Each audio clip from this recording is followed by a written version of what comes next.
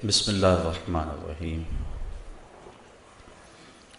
الحمدللہ رب العالمین والصلاة والسلام علی سید الانبیاء والمرسلین قال اللہ تعالی وتبارک فی القرآن المجید والفرقان الحمید بسم اللہ الرحمن الرحیم یا ایہا الذین آمنوا لا تقدموا بین یدی اللہ ورسولہ واتقوا اللہ ان اللہ سمیع علیم یا ایہا الذین آمنوا لا ترفعوا اصواتکم فوق صوت النبی ولا تجہروا له بالقول کجہر بعضکم لبعض ان تحبط اعمالکم وانتم لا تشعرون ان الذین یغضون اصواتهم عند رسول اللہ اولئک الذین امتحن اللہ قلوبهم للتقوی لهم مغفرۃ واجر عظیم ان الذین ینادونک من وراء الحجرات اکثرهم لا یعقلون ولو انہم صبروا حتی تخرج الیہم لکان خیرا لهم واللہ غفور رحیم صدق اللہ مولانا العظیم وصدق رسولہ النبی الکریم الرؤوف الرحیم اللہم نور قلوبنا بالقرآن وزین اخلاقنا بالقرآن وادخلنا الجنة بالقرآن ونجنا من النار بالقرآن قال اللہ تعالی وتبارک فی شان حبیبہ مخبرا وآمرا ان اللہ وملائکتہ یصلون علی النبی یا ایہا الذین آمنوا صلوا علیہ وسلموا تسلیما الصلاة والسلام علیک یا رسول اللہ وعلی آلک واصحابک یا محبوب رب العالمین الصلاة والسلام علیک یا رسول اللہ وعلی آلک واصحابک یا محبوب رب العالمین۔ تمام حمد و ثنا، تعریف و توصیف اللہ جل مجدہ الکریم کی ذات پاک کے لیے جو خالق کائنات بھی ہے اور مالک شش جہات بھی۔ اللہ جل وعلا کی حمد و ثنا کے بعد حضور نبی اکرم شفیع امم رسول محتشم نبی مکرم اللہ کے پیارے امت کے سہارے رب کے محبوب دانائے غیوب مالک رقاب امم فخر عرب و عجم والی کون و مکان سیاہ لا مکان سید انس و جاں سرور لالا رخاں نیر تاباں سر نشین مہوشاں ماہ خوباں شہنشاہ حسینہ تتمہ دوراں سر خیل زہرہ جمالاں جلوہ صبح ازل نور ذات لم یزل باعث تکوین عالم فخر آدم و بنی آدم نیر بطحا رازدار ما اوہا شاہد ما طغا صاحب علم نشرہ معصوم آمنہ احمد مجتبی حضرت محمد مصطفیٰ صلی اللہ علیہ وسلم کے حضور ناز میں اپنی عقیدتوں ارادتوں اور محبتوں کا خراج پیش کرنے کے بعد واجب الاحترام ذوی الاحتشام برادران اسلام السلام علیکم ورحمۃ اللہ وبرکاتہ۔ آداب رسالت مآب صلی اللہ علیہ وآلہ وسلم کے عنوان سے کچھ باتیں آج کی اس نشست میں آپ کے گوش گزار کرنا چاہوں گا۔ اللہ تعالیٰ میری زبان پہ کلمۃ الحق جاری فرما۔ حضور علیہ السلام کا ادب اور تعظیم ہمارے اوپر واجب ہے، اور اللہ تعالیٰ جل شانہ نے قرآن مجید میں اپنے محبوب کی تعظیم و توقیر بجا لانے کا حکم صادر فرمایا۔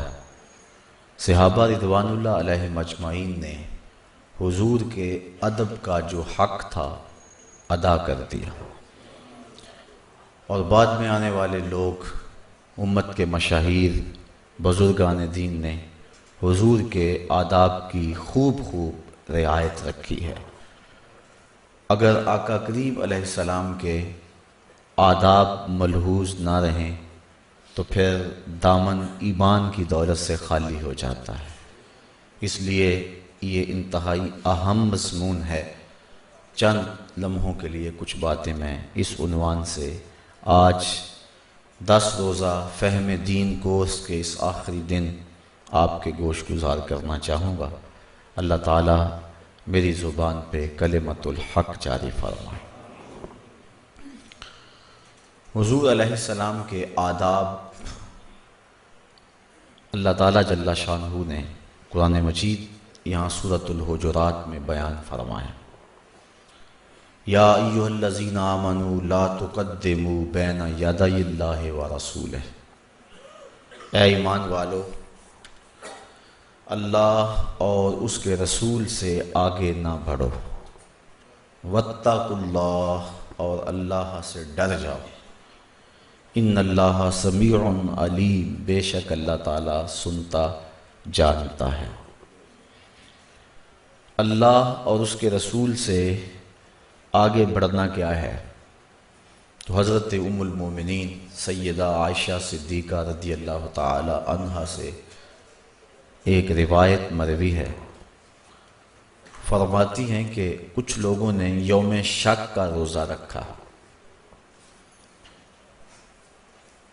شعبان کے 29 دن گزر جائیں اور چاند نظر نہ آئے، بادل چھا جائیں، مطلع ابر آلود ہو، تو جتنی دیر تک چاند نہیں دیکھتے رمضان کا اتنی دیر تک آپ روزہ نہیں رکھ سکتے ہیں۔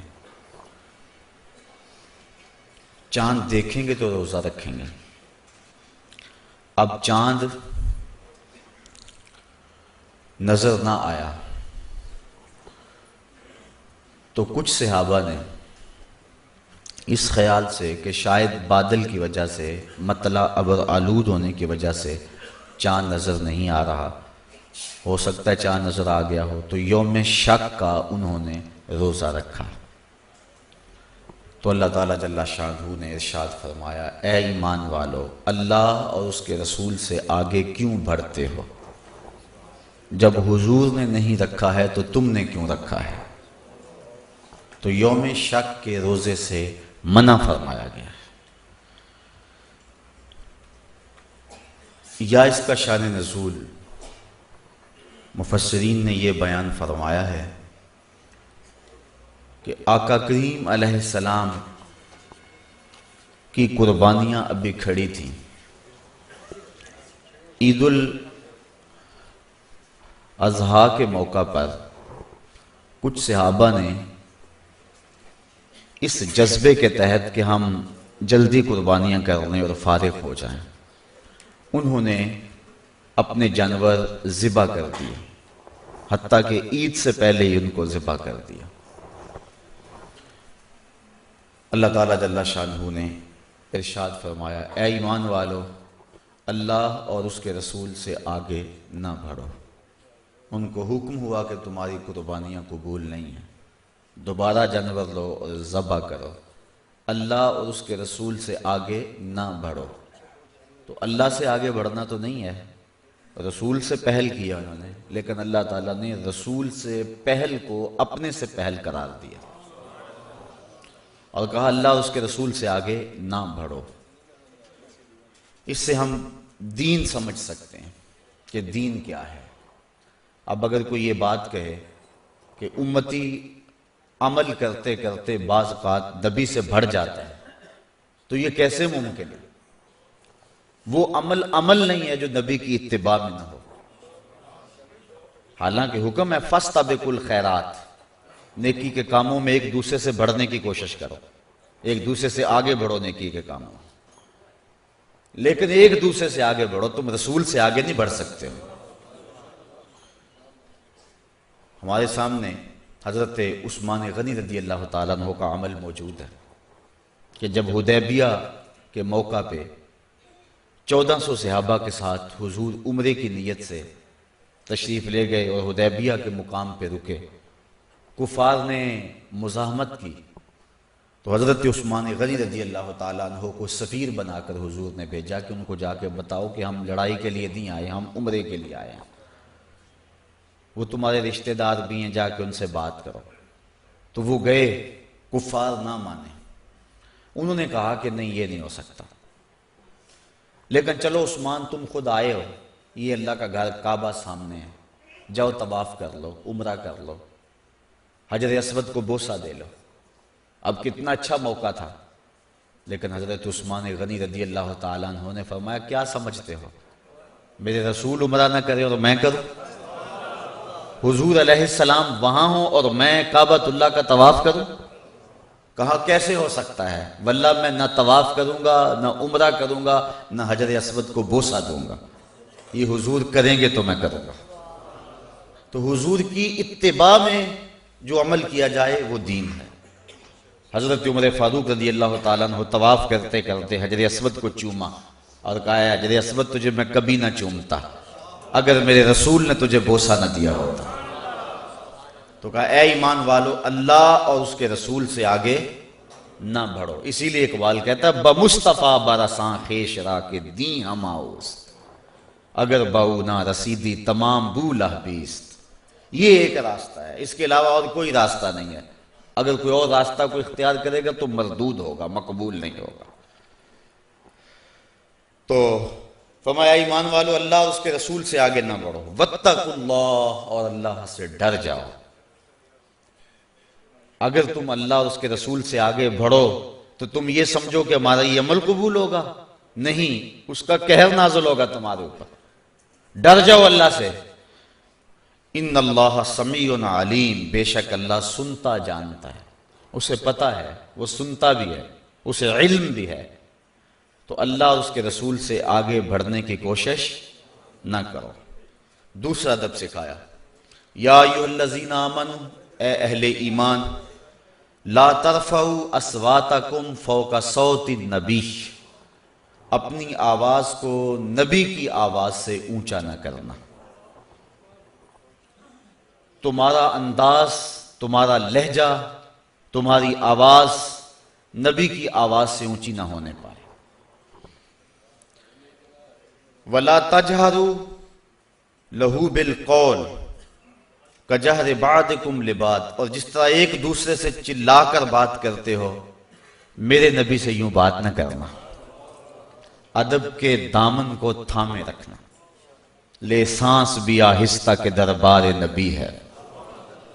یہاں تو سانسوں کا شور بھی بے ادبی کہلاتا ہے۔ شعر عزت بخاری کا ہے، لیکن علامہ اقبال نے اپنے کلام میں درج کیا، ادب گاہست زیر آسماں از عرش نازک تر، نفس گم کردہ می آئد جنید و با یزید اینجا۔ یہاں تو جنید بغدادی اور با یزید بستامی آتے ہیں تو وہ بھی سانسوں کو روک کے آتے ہیں۔ یہاں تو سانسوں کا شور بھی بے ادبی کہلاتا ہے، سانسوں کا شور بھی نہ ہونے پائے۔ حضرت امام مالک امام دار الہجرہ، آپ نے 40 سال تک مسجد نبوی میں حضور علیہ السلام کے روضہ پر نور کے سامنے بیٹھ کر درس حدیث دیا ہے۔ حضرت امام شافعی فرماتے ہیں کہ جب میں ان کی مجلس حدیث میں بیٹھا تو مجھے ان پر فدا کر دیا ایک ادا نے۔ محدثین کا طریقہ ہے، جب حدیث بیان کرتے ہیں تو کہتے ہیں قال قال رسول اللہ صلی اللہ علیہ وسلم، کہ حضور علیہ السلام نے فرمایا۔ حضرت امام مالک امام دار الہجرہ حضور کے روضہ کے سامنے بیٹھ کر حدیث پڑھاتے تھے، تو محدثین کہتے ہیں قال قال رسول اللہ صلی اللہ علیہ وسلم، لیکن یہ جب حدیث بیان کرتے تو حضور کے روضے کی طرف اشارہ کر کے کہتے قال قال صاحب ھذا المزار، اس گنبد خضرا کے مکین نے یہ بات کہی ہے، اس روضے کے مکین نے یہ بات فرمائی ہے۔ تو کہا ایسا دلوں پہ اثر ہوتا کہ میں ان کا ہی ہو کے رہ گیا۔ 40 سال تک درس حدیث دیا امام مالک نے حضور کے قدموں میں بیٹھ گئے، لیکن ادب کا عالم یہ ہے کہ 40 سال میں کتاب کے ورقے کے پلٹنے کی آواز کو بھی پیدا نہیں ہونے دیا۔ یہ رعایت رکھی ہے حضور کے دروازے، حضور کی چوکھٹ کے آداب کی۔ تو خبردار میرے نبی کی آواز سے آواز بھی اونچی نہ ہونے پائے۔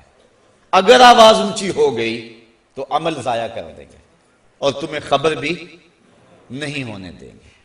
اب ذرا غور کریں، مولوی نے نہیں بخشوانا، قرآن مجید کی تعلیمات کو دیکھیں، کہیں ایسا نہ ہو کہ فرقے کے پیچھے لگ کے اپنا سب کچھ لٹا بیٹھے اور برباد کر بیٹھے۔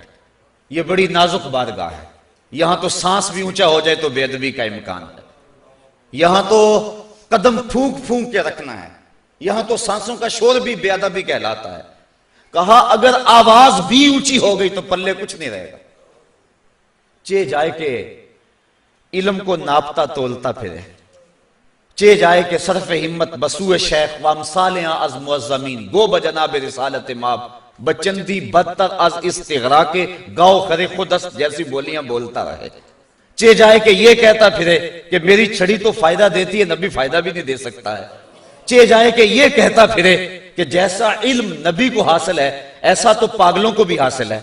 چے جائے کہ یہ کہتا پھرے کہ ملک الموت اور شیطان کی وسعت علم کے لیے تو نس موجود ہے، جناب کے لیے کون سی نس ہے؟ یہ تو اتنا نازک دربار ہے۔ اللہ فرماتا ہے آواز بھی اونچی ہوگی تو پلے کچھ نہیں چھوڑوں گا، خبردار میرے نبی کی آواز سے آواز بھی اونچی نہ کرنا۔ لا ترفعوا اصواتکم فوق صوت النبی، تمہاری آواز بھی اونچی نہ ہونے پائے۔ حضرت ثابت بن قیس بن شماس رضی اللہ تعالی عنہ خلقن اونچا سنتے تھے، ان کی آواز تبن بلند تھی، تو جب یہ آیت کریمہ نازل ہوئی تو وہ گھر بیٹھ گئے۔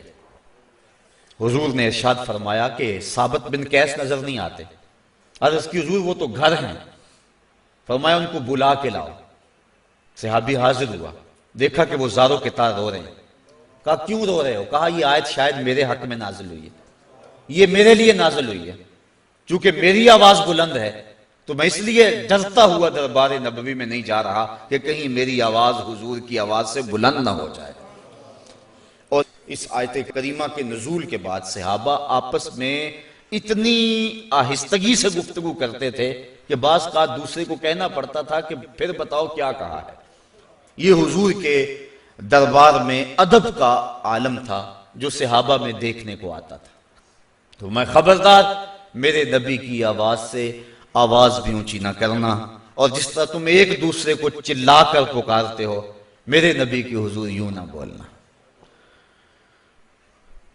اگر ایسا تم نے کیا تو پھر کیا ہوگا؟ ان تحبط اعمالکم، تمہارے اعمال حبط کر لیے جائیں گے۔ ایک ہوتا ہے ضبط کرنا اور ایک ہوتا ہے حبط کرنا۔ ضبط جب صلح ہو جائے، جب معافی ہو جائے، جب معذرت ہو جائے، جو چیز ضبط کی ہوئی ہے، بحق سرکار حکومت ضبط کر لیتی ہے لیکن بعد میں جب معاملہ ٹھیک ہو جاتا ہے تو وہ واپسی ہو جاتی ہے۔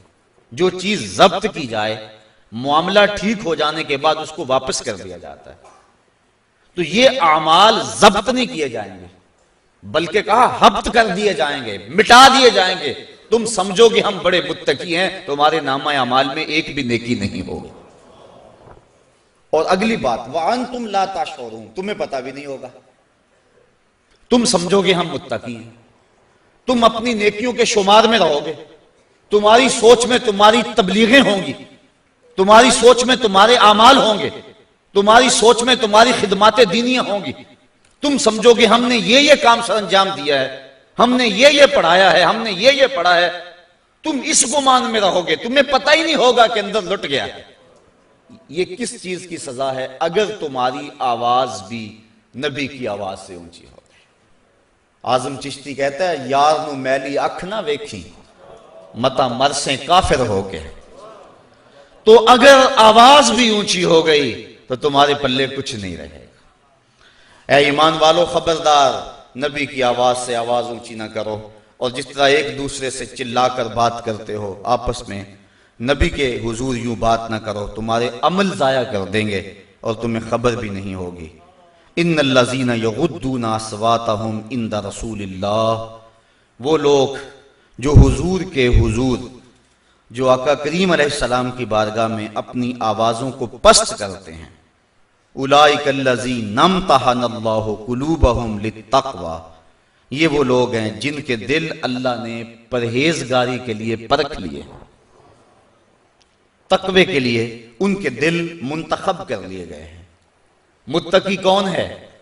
جو حضور کی بارگاہ کے آداب کی رعایت رکھتا ہے، یہ ہے وہ شخص کہ جس کا دل تقوی کے لیے پرکھ لیا گیا ہے۔ کون؟ جو اپنی آواز کو حضور علیہ السلام کی بارگاہ میں پست رکھتا ہے۔ اللہ فرماتا ہے یہ وہ لوگ ہیں جن کے دل ہم نے تقوی کے لیے پرکھ لیے ہوئے ہیں۔ لہم مغفرۃ و اجر عظیم، ان پر اللہ کی مغفرتیں بھی نازل ہوں گی اور اللہ انہیں اجر عظیم بھی عطا فرمائے گا۔ تو جو رعایت آداب رسالت معاب رکھتے ہیں تو یہ ساری دولتیں ان کے لیے ہیں، اور جو آداب کی رعایت نہیں رکھتے ان کے لیے سخت اور کڑی وعید ہے کہ ان کے عمل بھی ضائع کر دیے جائیں گے اور انہیں خبر بھی نہیں ہوگی۔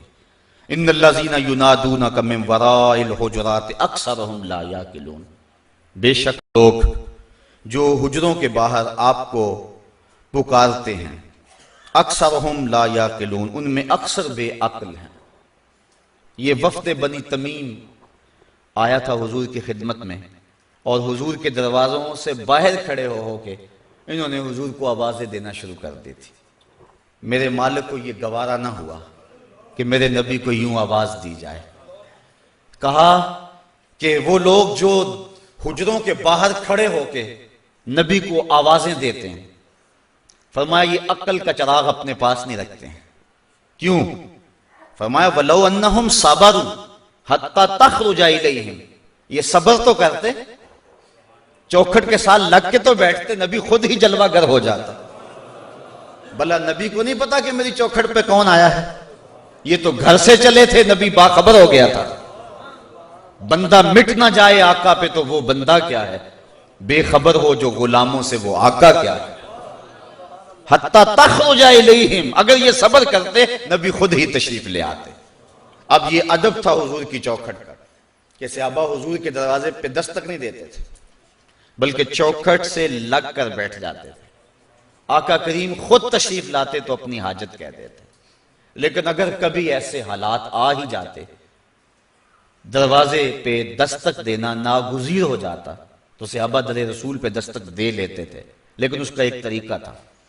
امام بخاری نے ادب المفرد کے اندر قاضی یاز مالکی اندلسی نے الشفاء بتعریف حقوق المصطفیٰ میں لکھا، کانت تکرہ ابواب النبی بالاظافر، اگر دستک دینا ضروری ہو جاتا، کوئی ایمرجنسی حالات ہوتے تو ضروری ہوتا کہ اب دستک فوری دیں، تو پھر صحابہ اپنی انگلیوں کے پوروں کے ساتھ در رسول پہ دستک دیتے تھے، انگلیوں کے پوروں کے ساتھ۔ ملا علی قاری شرح شفا میں لکھتے ہیں کہ انگلیوں کے پوروں کے ساتھ دستک دینے کا کیا مفہوم ہے؟ ذرا سنیے کتنے خوبصورت جملے ہیں۔ کہتے ہیں اے ضربن خفیفن و دکن لطیفن تعظیمن و تکریمن و تشریفن، کہا یہ سب کچھ حضور کی عزت افزائی کے لیے تھا۔ وہ ساغر صدیقی نے کہا تھا نا، میں نے پلکوں سے در یار پہ دستک دی ہے، میں وہ سائل ہوں جسے کوئی صدا یاد نہیں۔ اس کا شاعرانہ تخیل ہے، اس نے کبھی در حبیب پہ یوں دستک دی نہیں ہوگی، لیکن اس نے تخیل پیش کیا ہے کہ میں نے پلکوں سے در حبیب پہ دستک دی ہے، لیکن صحابہ نے تو دے کر کے دکھا دی۔ بلکہ حضور کی تعظیم اور آقا کریم کے ادب کی رعایت کا عالم یہ تھا کہ حضور وضو کرتے تو وہ پانی زمین پہ نہیں گرنے دیتے تھے۔ آقا کریم علیہ السلام لعاب پھینکتے تو وہ کسی کے ہاتھوں پہ ہوتا، اور وہ پانی اور وہ لعاب وہ اپنے چہروں پہ مل لیتے، اور جس کو وہ پانی میسر نہ آتا تو وہ کسی کے گیلے ہاتھوں سے ہاتھ مس کر کے اپنے چہروں پہ مل لیتے۔ جنہ اکھیاں دل بر تکیا او اکھیاں ہی تک لیاں، تو ملیوں تا ساجن ملیا ہن آساں ہی لگ رہیاں۔ تو جس کو وہ پانی میسر نہ ہوتا تو وہ ان گیلے ہاتھوں سے ہاتھ مس کر کے رگڑ کے اپنے چہرے پہ مل لیتے۔ یہ حضور کے آداب کی رعایت تھی اور حضور کی تعظیم کا عالم تھا جو صحابہ کے اندر پایا جاتا تھا۔ ابن عمر رضی اللہ تعالی عنہ جب مسجد نبوی میں آتے تو حضور کے وصال کے بعد جہاں حضور تشریف فرما ہوتے جس منبر پہ، اس منبر کی سیڑھیوں پر اپنے ہاتھ پھیر کر اپنے منہ پہ مل لیتے تھے کہ اس جگہ پہ حضور جلوہ فراز ہوتے رہے۔ جہاں چند لمحوں کے لیے گزر گئے، صحابہ نے ان جگہوں کو ادب سے دیکھا اور تعظیم کا مرکز بنایا۔ حضور کے ادب کی یہ رعایت حضور کی زندگی میں بھی ہے، اور حضور کے وصال فرما جانے کے بعد بھی امت کے اوپر حضور کی تعظیم لازم ہے، ذات رسالت مآب کی تعظیم بھی اور حضور کے نام کی تعظیم بھی۔ نام بھی ادب سے لیا جائے، حیا سے لیا جائے، جب یہ تلفظ ادا ہو لبوں سے تو اس وقت حضور کا اجلال و تعظیم چھایا ہوا ہو، اور لازم ہے کہ جب نام رسول لیا جائے تو حضور پہ درود پڑھا جائے۔ آقا کریم صلی اللہ علیہ وسلم نے ارشاد فرمایا کہ مجھے جبریل نے آ کر کہا اس شخص کی ناک خاک آلود ہو جس کے سامنے آپ کا نام لیا جائے اور وہ آپ پر درود نہ پڑھے۔ تو یہ حضور کے نام کے ادب کی رعایت ہے جو صحابہ نے کی اور بعد میں آنے والوں نے کی۔ محمود غزنوی کی خدمت میں ایاز کا ایک بیٹا شب و روز مصروف رہتا تھا، بادشاہ اس سے محبت بھی بڑی کرتا تھا۔ ایک دن بادشاہ استنجا گاہ میں گیا، وہاں پانی نہیں تھا، تو اس نے آواز دی ایاز کے بیٹے مجھے پانی دو۔ اس نے پانی کا کوزہ بھرا اور بادشاہ کو دے دیا۔ اپنے ابو کو کہانی سنائی کہ آج بادشاہ نے میرا نام نہیں لیا، پتہ نہیں ناراض ہو گئے۔ ایاز آیا بادشاہ کی خدمت میں کہ میرے بیٹے سے کوئی گستاخی ہوگی۔ کہا کیا ہوا ہے؟ حضور آپ نے اسے پکارا ہے لیکن نام نہیں لیا اس کا۔ تو سلطان کہنے لگا یہ راز اگر راز ہی رہتا تو ٹھیک تھا، لیکن چلو میں بتا دوں کہ میں نے آج تک اپنی زبان سے بے وضو نام محمد نہیں لیا، اور تیرے بیٹے کا نام محمد ہے اور میں وہاں تھا، تو اب مجھے پکارنا پڑ گیا تو میں نے پھر ایاز کا بیٹا ہی کہنا تھا، میرے لبوں پہ وہ نام تو نہیں آ سکتا جس کی نسبت حضور کے نام سے ہے۔ تو یہ ادب کی رعایت ہے، بلکہ حضور کی احادیث کا احترام اور ادب جو کیا گیا۔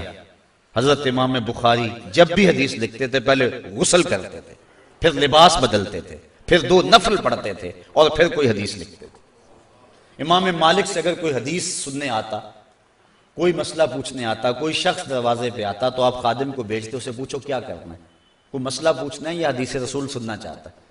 تو اگر کسی کی آرزو ہوتی کہ وہ حدیث رسول سننا چاہتا ہے تو پھر کیفیت اور ہوتی۔ اگر کوئی مسئلہ پوچھنا چاہتا تو اس کو وہی کھڑے کھڑے بتا دیتے، اور اگر وہ کہتا میں نے اللہ کے رسول کی کوئی حدیث سننی ہے تو فرماتے میاں تو بھی ٹھہر جا، مجھے بھی تیار ہو لینے دے۔ غسل کرتے، کپڑے بدلتے، تخت بچھتا، اس کے اوپر لوبان سلگھائی جاتی، اس کے اوپر خوشبو چھڑکی جاتی، کستوری ماحول میں پھیلائی جاتی، اور پھر اس کو سامنے بٹھاتے، بیٹھتے، فرماتے اب تو پوچھ اور میں تجھے اللہ کے رسول کی کوئی حدیث سناؤں۔ یہ آداب کی رعایت ہے۔ حضرت سعید عبد المسیب رضی اللہ تعالیٰ عنہ تابعی ہیں، آنکھوں سے نابینے، 80 سال کی عمر، زندگی موت کی کشمکش، چارپائی پہ لیٹے ہیں، اٹھا نہیں جاتا۔ کوئی شخص آپ سے ملنے آیا اور حضور کی کسی حدیث کے بارے میں سوال کر دیا تو فرمانے لگے اقعدونی، مجھے ذرا اٹھا کے بٹھاؤ۔ لوگوں نے کہا حضور جو حالت ہے آپ کی لیٹے لیٹے بیان کر دیں۔ کہا انی اکرہ ان احدث حدیث رسول اللہ وانا مستجع، میں اس بات کو گوارا ہی نہیں کرتا کہ میں خود لیٹا رہوں اور حدیث رسول کریم کی بیان کروں۔ کہا مجھے اٹھاؤ اور میں تعظیم و ادب کے ساتھ حضور کی حدیث کو بیان کروں گا۔ تو حضور کے آداب کی رعایت صحابہ نے کی، بعد میں آنے والوں نے کی۔ ادب سے حضور کا ساری زندگی نام لیا۔ وہ کیا کسی نے کہا تھا 1000 بار بشوئم دہن ز مشک و گلاب، ہنوز نامے تو گفتن کمال بے بیست۔ وہ کہتا ہے 1000 بار مشک و عنبر سے میں اپنے منہ کو دھوؤں پھر بھی آپ کا نام لینے کے یہ منہ قابل نہیں ہو سکتا۔ اور حسرت حسین حسرت کہتے ہیں زباں ہو محو توصیف و ثنا تو نعت کہتا ہوں، بنے جب دھڑکنے صلی علی تو نعت کہتا ہوں۔ ادب کی رعایت ہے یہاں قدم قدم پہ۔ اعلیٰ حضرت حضور کے در نور کا ادب بیان کرتے ہوئے ایک جگہ پہ فرماتے ہیں نیم و طیبہ کے پھولوں پہ آنکھیں، بلبلوں پاسے نزاکت چاہیے۔ کہ حضور تو حضور ہیں، حضور کے در کے ادب کی رعایت کا عالم یہ ہے۔ فرمایا اگر جانا ہو در محبوب پہ، نصیب ہو جائے اس چوکھٹ کی حاضری، تو فرمایا وہاں کے آداب کی رعایت کا عالم یہ ہونا چاہیے کہ وہاں مسجد نبوی کو اور دائیں بائیں کے ماحول کو پوری آنکھ کھول کے نہیں دیکھنا چاہیے، آنکھ بھی آدھی کھلی ہوئی ہو، پوری آنکھ کھولنا بھی نہیں چاہیے، آدھی آنکھ سے ان مناظر کو دیکھو، یہ حضور کی چوکھٹ کے آداب کا عالم ہے۔ اللہ اکبر، لے سانس بھی آہستہ کہ دربار نبی ہے۔ اللہ، امام مالک ساری زندگی جوتا نہیں پہنا مدینہ شریف میں، اور آپ کے کندھے جو ہیں وہ چھیلے جاتے تھے چل چل کے، وہ کیسے کہ دیواروں کے ساتھ ساتھ چلتے تھے، دیواروں کے ساتھ ساتھ قدم رکھ کے چلتے، درمیان میں نہیں چلتے گلیوں کے۔ کہا ان گلیوں سے حضور گزرے ہیں، میں ڈرتا ہوں کہیں حضور کے نشان قدم کے اوپر میرا قدم نہ آ جائے۔ ساری زندگی یوں امام مالک نے گزار دی۔ تو یہ ہیں وہ لوگ جنہوں نے ادب کیا۔ اللہ تعالیٰ نے اپنے محبوب کی چوکھٹ کے کئی آداب قرآن مجید میں سورہ حجرات کے علاوہ بھی سکھائے۔ جب صحابہ دعوت پہ آئے اور آقا کریم علیہ السلام نے ان کو کھانا دیا، انہوں نے کھایا، بعد میں باہر کچھ اور صحابہ تھے، چونکہ تھوڑی سی گنجائش تھی گھر میں، تو اب جو باہر ہیں وہ بے تاب ہیں کہ حضور کے گھر حاضر ہوں، اور جو اندر والے ان کا نکلنے کو جی نہیں چاہ رہا۔ کھانا کھا لیا اور بیٹھ کے وہاں آپس میں باتیں کرنے لگے۔ اب حضور علیہ السلام کس طرح کہیں کہ میری چوکھٹ سے باہر جاؤ؟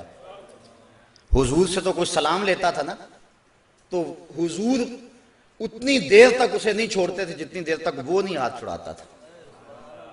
یہ حضور کا مزاج تھا، یہ سلام کا انداز تھا حضور کا۔ آج کل لوگ آدھے ہاتھ سے سلام لیتے ہیں، لیکن حضور کا یہ انداز تھا کہ اتنی دیر تک حضور ہاتھ نہیں چھوڑتے جب تک وہ مائل نہیں ہوتا تھا اس کی طرف۔ پھر حضور کے گھر میں، اور پھر کس کا جی چاہے یہاں سے اٹھیں۔ وہ ایک شاعر نے حد کر دی، بڑھاپے کو حسن دیا اس نے۔ وہ کہتا ہے ذوف مدد کر در احمد پہ گرا دے۔